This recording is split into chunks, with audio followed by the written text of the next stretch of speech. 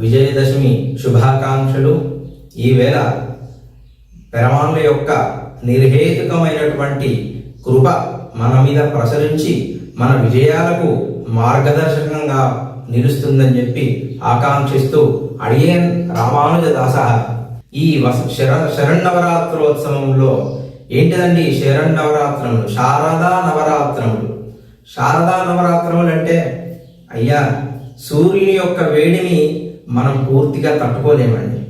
అదే సూర్యుని యొక్క వేడిని చంద్రుని పైన ప్రసరించి చంద్రుని ద్వారా మనకు వెన్నెల రూపంలో వస్తే మనకెంత ఆహ్లాదంగా ఉంటుందండి.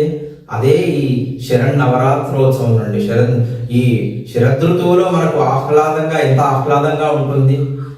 ఏ విధంగానైతే సూర్యుడి నుండి కాంతి చంద్రుని ద్వారా మన మీద ప్రసరిస్తుందో అయ్యవారి యొక్క పెరమానుల యొక్క కృప అమ్మవారు లక్ష్మీ అమ్మవారి మీద ముందుగా పడి ఆ అమ్మవారు ఆ వెన్నెల శారద అనగా శరదృతువులో వచ్చేటువంటి వెన్నెల, ఆ వెన్నెల కాంతి వలె మనను అస్మన్ మాతరం జగన్మాతరం అమ్మవారు మనందరినీ పురుషకారం చేసుకుంటూ అమ్మ మనల్ని కాపాడుతూ ఉంటుంది.